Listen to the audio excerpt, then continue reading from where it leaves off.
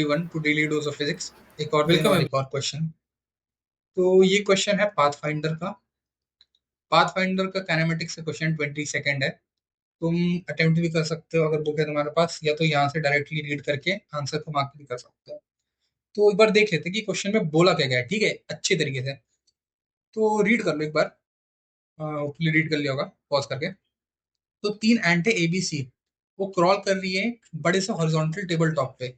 Horizontal table top मतलब gravity व्रेविटी कुछ है नहीं, बस नॉर्मली क्रॉलिंग है। और वो ऑक्यूपाई करा है उसने इक्विलेटरल ट्रायंगल को।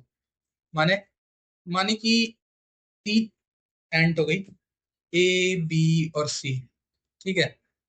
अब ये तीनों एंट एक इक्विलेटरल ट्रायंगल फॉर्म कर रही है, और रैंडमली कहीं इसने यहाँ मूव कर दिया, इसने कोई यहाँ ही मूव कर दिया, तो जो पॉइंट कहाँ जाएगा। तो अगर इन दोनों को ज्वाइन करो तो ये एक साइड हो गया इक्विलेटरल ट्रायंगल का। अब यहाँ से 60 डिग्री ले लो, और यहाँ से 60 डिग्री ले लो, और जहां पर इंटरसेक्ट करेगा वो हो जाएगा C पॉइंट। तो ये पूछ रहा है कि अब ये बताओ कि C पॉइंट जो कितना मूव करा, वो कौन सा कंडीशन इन तीनों में से सेटिस्फाई करेगा, ये बताना है। एक विजुअलाइजेशन भी अटैच कर देता है कि तुम्हें समझ में आ जाए कि वो क्या रहा है, ठीक है। तो ये विजुअलाइजेशन है तुम्हारे लिए। जैसे तुम देख सकते हो तीन तरीके की एंट है, और ये कुछ ऐसा चलेंगी कि इक्विलेटरल ट्रायंगल फॉर्म हो।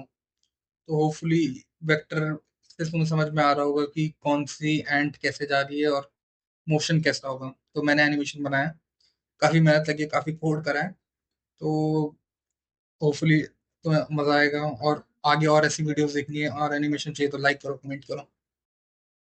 होपफुली क्लियर हो गया होगा विजुअलाइजेशन देख के क्या हो रहा है।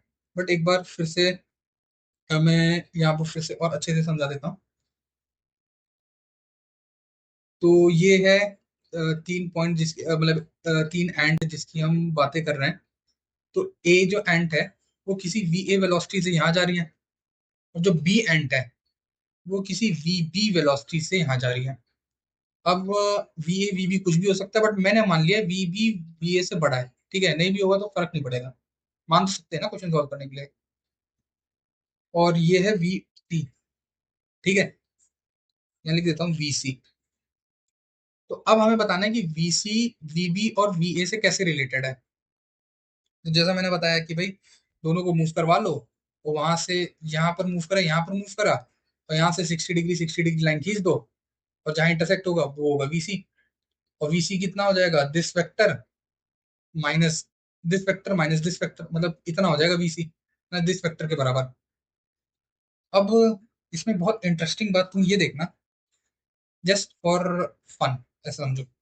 अगर तो VA VB के बराबर हो जाता तो क्या होता। तो जैसे मैंने व्हाइट लाइन बनाई है उसके बराबर हो जाता भाई, VA वेक्टर VB वेक्टर के अगर इक्वल हो जाता तो VC को तो मूव करने की जरूरत ही नहीं पड़ती, है ना। ऐसे ही हो जाता, बट ऐसा है नहीं, ठीक है।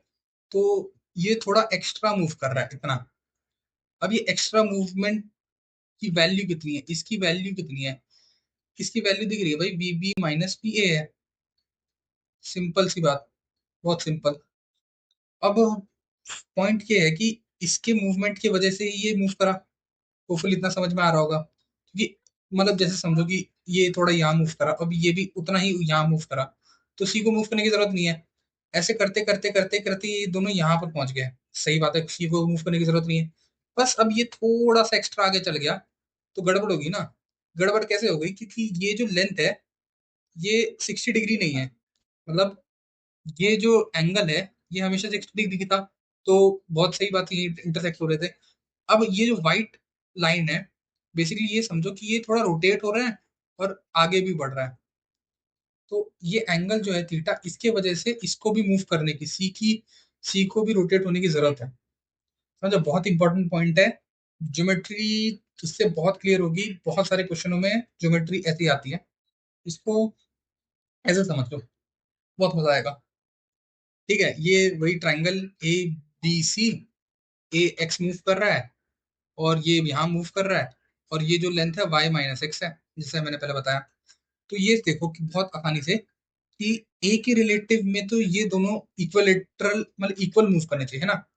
क्योंकि अगर कोई फिगर इक्विलेटरल ट्रायंगल है जो कि ये है, और वो कहीं मूव कर रहे हैं ऐसे ऐसे, तो ए के रिस्पेक्ट में उन दोनों का रिलेटिव मोशन को इक्वल होना चाहिए ना, ए के रिस्पेक्ट में, अगर तुम सोचोगे, क्योंकि इक्विलेटरल है ऑलवेज।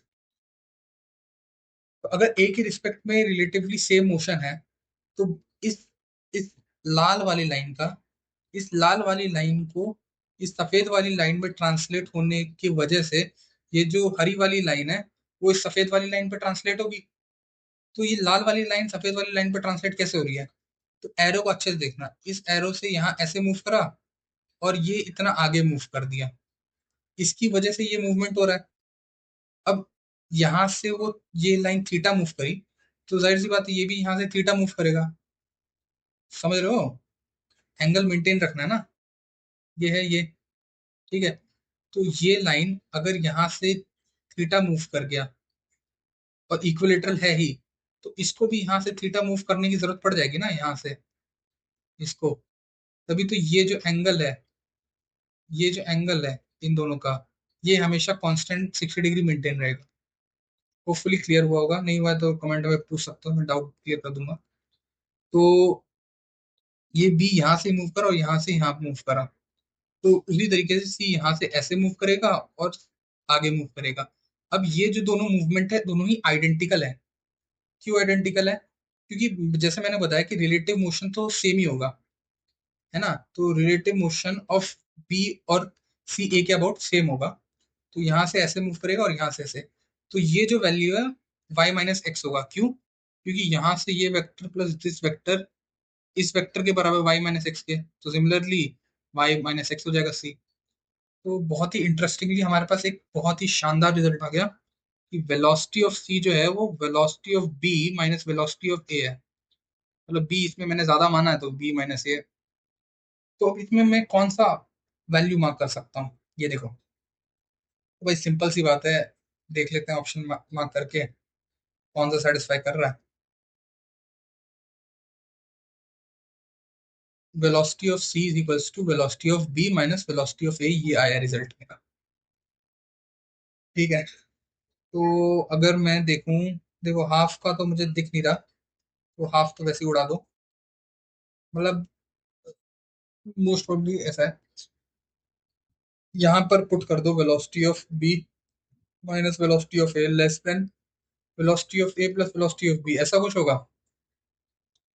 तो ये ऐसा नहीं होगा राइट, क्योंकि अगर मान लो वेलोसिटी ऑफ ए जीरो आ गया, वेलोसिटी ऑफ ए अगर जीरो आ गया, ये चल ही नहीं रहा, बस ये चल रहा है, तो ये इक्वेशन सेटिस्फाई नहीं होगा, तो ये आंसर गलत हो गया। ठीक है, तो ये दोनों ही गलत हो जाएंगे अगर इक्वल्स टू है ही नहीं तो ये तो पता चल गया कि इक्वल्स टू होना चाहिए।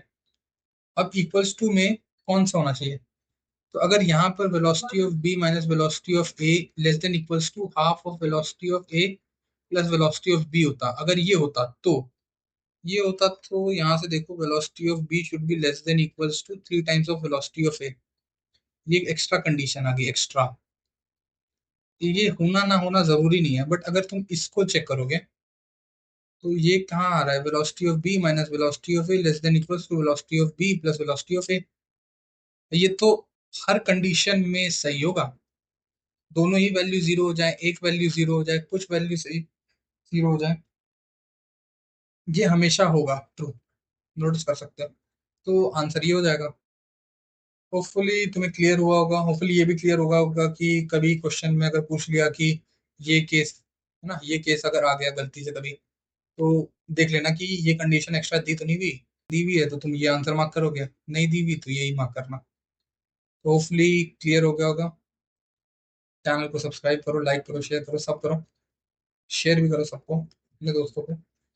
अलग अपना खुद फायदा मत उठाओ। ठीक है, चलो बाय।